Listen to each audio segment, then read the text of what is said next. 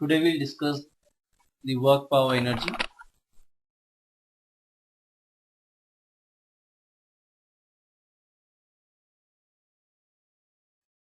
Work power energy.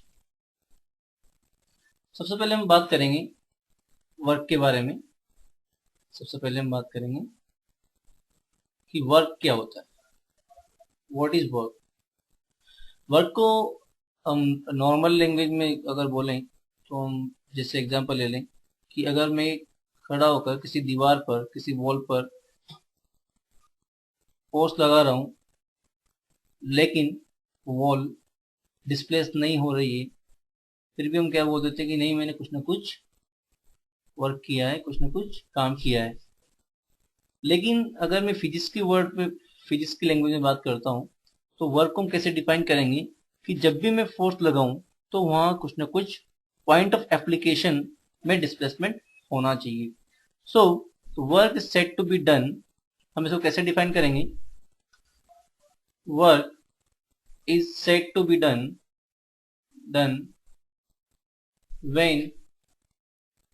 when force applied on the object and it will displace हमने क्या बताया? Work is said to be done when force applied on the object and it will displace. मतलब जब भी हम किसी object पर force apply करते हैं और वो ऑब्जेक्ट डिस्प्लेस हो जाता है, तो इस फोर्स और डिस्प्लेसमेंट का जो स्केलर प्रोडक्ट होता है उसी को हम क्या बोलते हैं? वर्क बोलते हैं। So work is said to be done when force applied on the object and it will displace. So the product of this force and displacement is called work. Force can be applied. हमें एक बात का ध्यान रखना पड़ेगा कि force can be applied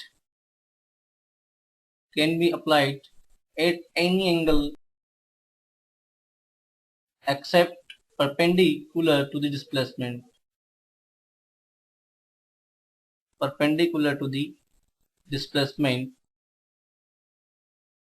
Force can be applied at any angle except perpendicular to the displacement, because we know that, like मैं example ले लूं यहाँ पर कि जैसे मैंने एक ऑब्जेक्ट लिया है और इस ऑब्जेक्ट पर मैंने एक फोर्स अप्लाई करवाया है ऐसे किसी एंगल थीटा पर। मान लो ये एंगल थीटा है, तो इस फोर्स का एक कंपोनेंट होगा इस डायरेक्शन में, वो क्या होगा? F cos theta. तो हम क्या करते हैं, या तो फोर्स का कंपोनेंट डिस्प्लेसमेंट की डायरेक्शन में, क्योंकि ऑब्जेक्ट कैसे डिस्प्लेस होगा? ऐसे डिस्प्लेस होगा, तो या तो फोर्स का कंपोनेंट लेते हैं डिस्प्लेसमेंट की डायरेक्शन में। तो हम इसको कैसे लिख सकते हैं? हम इसको लिखेंगे यहाँ पर W equal to F cos theta into S, या बोल दो डी डिस्प्लेसमेंट के लिए। तो इसको मैं क्या लिख सकता हूँ यहाँ पर? W equal to F D cos theta. अगर मैं इसको वेक्टर फॉर्म में लिखूं तो मैं कैसे लिख सकता हूं? W equal to F vector dot D vector. एक चीज तो मेरे पास ये आ गई कि मैं फोर्स का कंपोनेंट ले लूं डिस्प्लेसमेंट की डायरेक्शन में। नहीं, यहाँ पर ये भी हो सकता था कि मैं डिस्प्लेसमेंट का कंपोनेंट ले लेता फोर्स की डायरेक्शन में, तो उस कंडीशन में मैं इक्वेशन कैसे लिखता? तो उस कंडीशन में इक्वेशन में दी जाती है W इक्वल टू, क्या करता मैं यहाँ पर? D cos theta into F, वापस क्या हो जाता है? F D cos theta. उस कंडीशन में क्या लिखता है यहाँ पर? F vector dot D vector. दोनों ही कंडीशन में मेरे पास क्या हुआ? Work done F D cos theta हो गया। अब मैंने आपसे स्टार्टिंग में कहा था कि force can be applied at any angle except of 90 degree except of perpendicular to displacement. अगर मैं वो कंडीशन ले लेता हूं कि थीटा को 90 डिग्री कर दूं, मैं यहाँ पे बोल देता हूं if theta equals to 90 degree, then क्या होगा यहाँ पर? W equals to F D cos 90 equals to कितना हो गया? 0। मतलब कोई वर्क डन यहाँ पर प्रोड्यूस नहीं हुआ। क्लियर है? मैं यहाँ पर एक पॉइंट बोलूंगा कि जैसे ये हमने एफ डी कॉस थीटा यहाँ पर लिखा, तो हमने क्या किया, फोर्स का एक कंपोनेंट लिया। तो मैं यहाँ पर बोल सकता हूँ कि here F is not the net force, is not the net force, मतलब यहाँ पर जो एफ हमने लिया है ये एक नेट फोर्स नहीं है। क्लियर है। अब मैं बात कर लेता हूँ यहाँ पे वर्क डन की यूनिट की बात, कि वर्क डन का यूनिट क्या होता है। तो unit of work done, units of work done, units of work done. सबसे पहले बात करूंगा मैं एसआई यूनिट की। वर्क डन की एसआई यूनिट क्या होती है, एसआई यूनिट वो होगी यहाँ पर जूल। क्या होती है, जूल, जिसको हम रिप्रेजेंट करते हैं किससे, जैसे भी हम उसको रिप्रेजेंट कर देते हैं। क्लियर है। एक होती है सीजीएस यूनिट, जिसको हम यहाँ पर लिखते हैं अर्ज से, अर्ज। अब दोनों में एक रिलेशन भी होता है, जिसको हम लिखते हैं यहाँ पर 1 जूल इक्वल टू 10⁻7 अर्क। क्लियर है। 1 जूल इक्वल टू 10⁻7 अर्क। अब मैं डायमेंशन की यहाँ बात कर लेता हूँ कि जो वर्क डन है उसकी डायमेंशन क्या होगी यहाँ पर। सो डायमेंशन क्या हो जाएगी यहाँ वर्क डन की, डायमेंशन ऑफ वर्क डन कितनी हो जाएगी। मैं जानता हूँ डब्ल्यू वर्क डन जो होता है उसको मैं लिखता हूँ किलोग्राम। अगर इसमें यूनिट की बात करता हूँ क्या लिखता हूँ, तो किलोग्राम मीटर पर सेकेंड स्क्वायर। ये क्या हो गया, फोर्स की यूनिट, और इनटू मीटर डिस्प्लेसमेंट के लिए। तो इसकी डायमेंशन क्या हो जाएगी यहाँ पर, इसकी डायमेंशन यहाँ पर हो जाएगी m1 L2 T-2।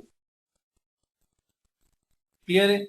मैं एक एग्जांपल लेता हूँ कि जैसे हम पढ़ा करते थे बचपन में कि अगर कोई मजदूर सिर पर सामान लेकर जा रहा है तो हम बोलते थे कि यहाँ पर वर्क डन 0 है।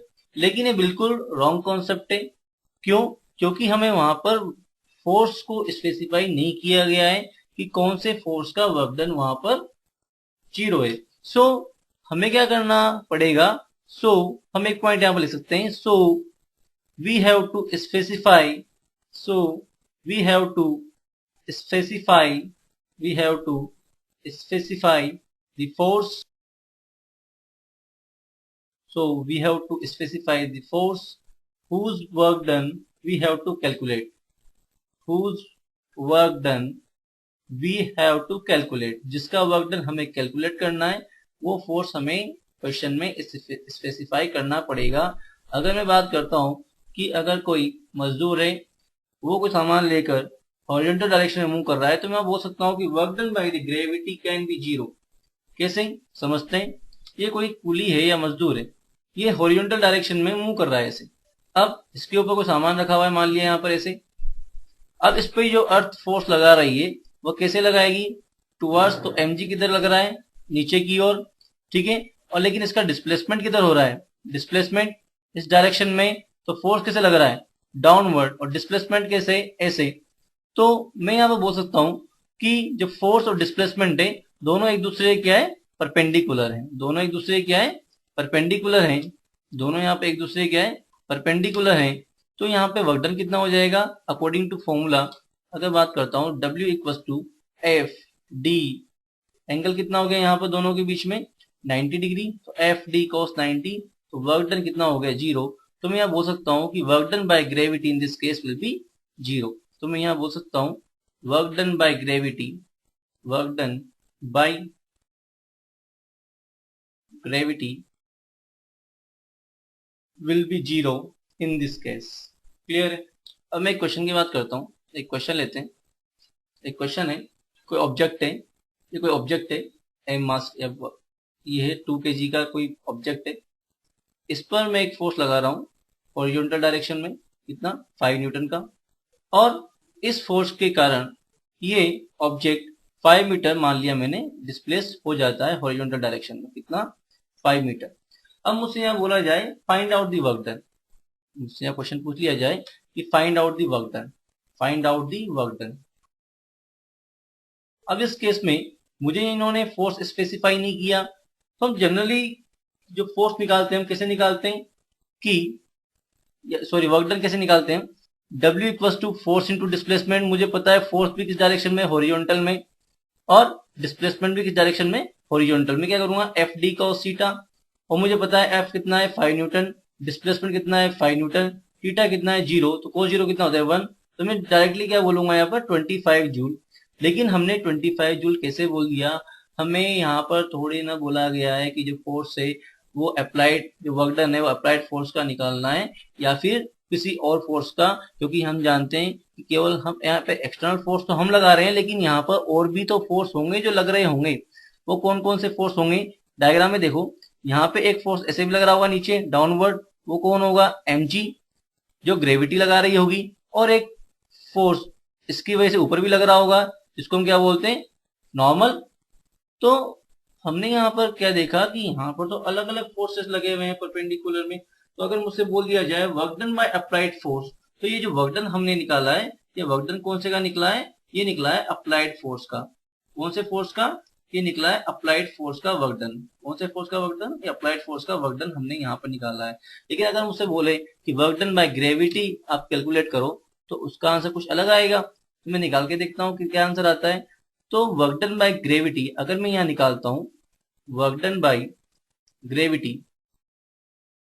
कितना आएगा, इसको बोल दो WG, कितना आ जाएगा। अब देखो फोर्स नीचे लग रहा है mg और डिस्प्लेसमेंट कितना है 5, लेकिन एंगल कितना है दोनों के बीच का 90, cos 90 कितना हो जाएगा WG इक्वल टू 0। अगर मैं बात करता हूँ वर्क डन बाय नॉर्मल, एक और फोर्स यहाँ पे निकलेगा, कौन सा, वर्क डन बाय नॉर्मल।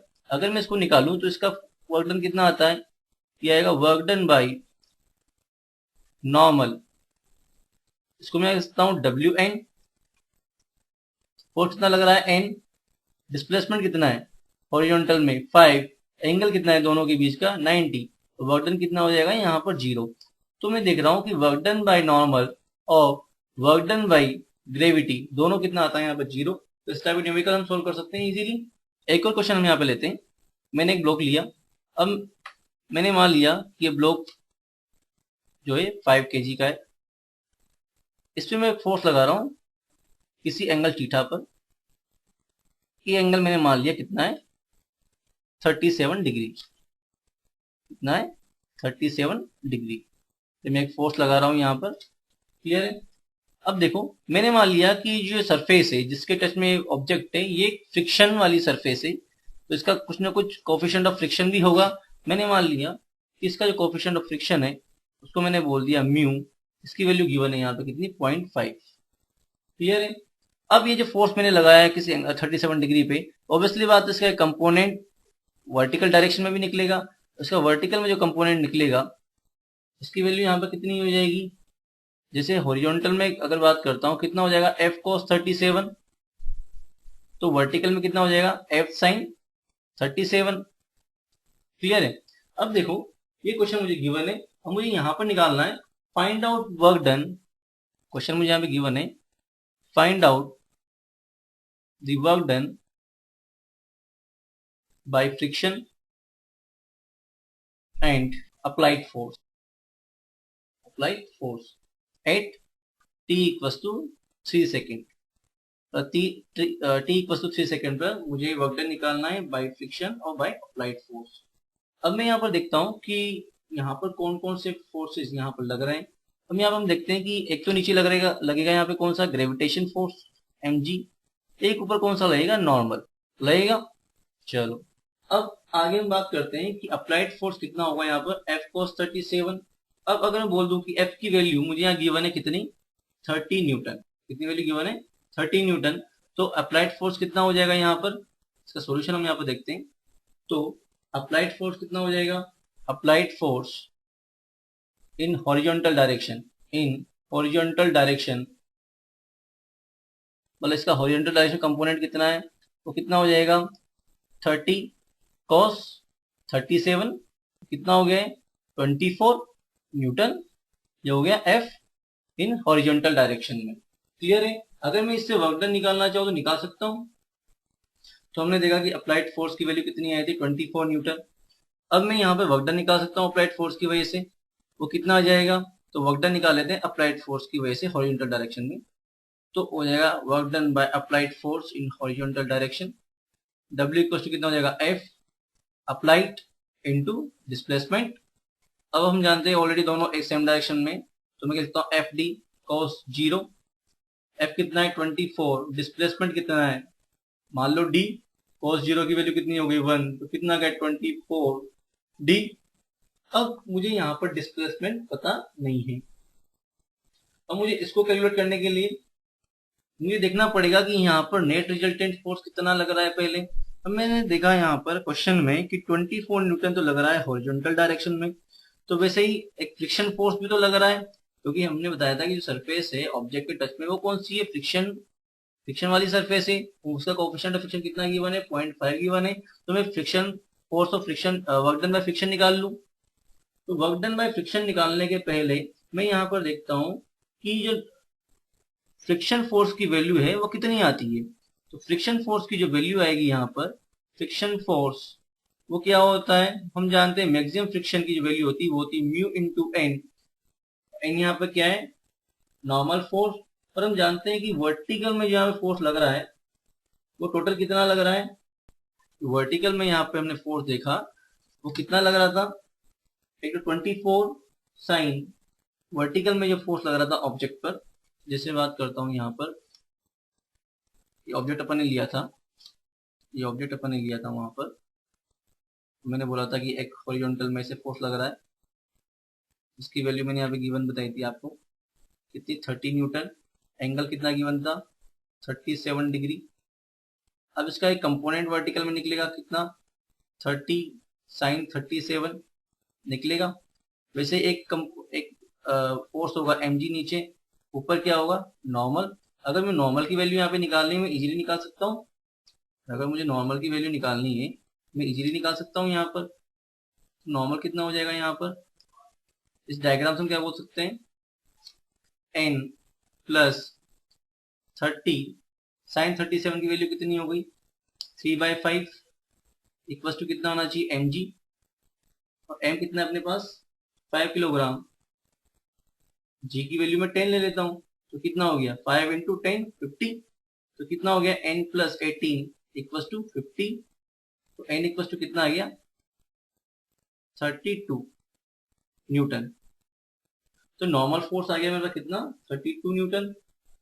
अब मैं यहां से वर्क डन बाय फ्रिक्शन निकाल सकता हूं, तो पहले फ्रिक्शन फोर्स की वैल्यू कितनी आ जाएगी, तो फ्रिक्शन फोर्स कितना आ गया यहाँ पर, friction force mu into N, और म्यू की वैल्यू में कितनी गिवन है 0.5, एन कितना है मेरे पास 32 न्यूटन आ गया, तो वैल्यू कितनी आ गई फ्रिक्शन फोर्स की 16 न्यूटन। तो मैं अब नेट फोर्स निकाल सकता हूँ यहाँ पर कि एफ नेट मेरे पास कितना है हॉरिजॉन्टल डायरेक्शन के अंदर, एफ नेट कितना आया है, एक तो work done by applied force कितना है 24, और वर्क डन बाय फ्रिक्शन कितना है 16 न्यूटन, कितना आया 8 न्यूटन। अब मैं यहाँ से एक्सेलरेशन निकाल सकता हूँ क्योंकि मुझे डिस्टेंस फाइंड आउट करनी है, पहले मैं एक्सेलरेशन निकाल लेता हूँ यहाँ पर। तो एफ नेट इक्वल टू क्या होगा एम ए, एफ नेट क्या होता है हम जानते हैं एम ए, एफ नेट कितना है 8 न्यूटन, एम कितना है 5 किलोग्राम, तो एक्सेलरेशन में यहाँ पे निकाल सकता हूँ कितना है एक्सेलरेशन 8/5 मीटर पर सेकेंड स्क्वायर। क्लियर है। अब मुझे अगर डिस्टेंस निकालनी है तो डिस्टेंस यहाँ पे निकाल सकता हूँ, तो distance travel by the object कितना हो जाएगा, distance travel by the object, object कितने टाइम में निकालना है मुझे 3 सेकंड में निकालना है, तो 3 सेकंड के लिए निकाल सकता हूँ मैं यहाँ पर इन 3 सेकंड। एस इक्वल टू कितना हो जाएगा, इनिशियल वेलोसिटी अगर 0 मान लूं तो एस इक्वल टू क्या हो जाएगा half A T square. Clear है। तो हाफ ए की वैल्यू कितनी निकाल ली अपन 8/5, और टी स्क्वायर मतलब 3 का स्क्वायर 9, इसकी वैल्यू कितनी आ जाएगी 7.2 मीटर। क्लियर है। तो मैं यहाँ पे बता सकता हूँ work done by horizontal force या work done by applied force कितना होगा, तो मैं क्या बोलूंगा work done by applied force, work done by applied force कितना हो जाएगा 24 न्यूटन, जो हॉरिजॉन्टल डायरेक्शन में था, डिस्प्लेस कितना हुआ 7.2 मीटर, तो वर्क डन कितना आ गया मेरे पास यहाँ पर निकाल सकता हूँ आराम से, जो भी आंसर आएगा कितना जाएगा जूल में आ जाएगा। अब मैं यहाँ पे निकाल सकता हूँ work done by friction, work done by friction force कितना हो जाएगा, work done by friction force की वैल्यू कितनी आई अपने पास यहाँ पर 16 न्यूटन, कितना 16 इंटू 7 और वर्क डन बाय फ्रिक्शन तो ये हो गया। अब यहाँ पर एक और चीज याद रखने वाली बात है कि वर्क डन बाय फ्रिक्शन पे निकाला कितना 16 इंटू 7.2, ये तो हो गया 16 तो क्या था फ्रिक्शन फोर्स, 7.2 डिस्प्लेसमेंट, और एंगल कितना होगा फ्रिक्शन फोर्स जो है डिस्प्लेसमेंट अपोजिट डायरेक्शन में लगाया तो कोस 180, जो भी वैल्यू आएगी वो क्या आएगी जूल, माइनस में आएगी वैल्यू, तो ये हो गया work done by friction force.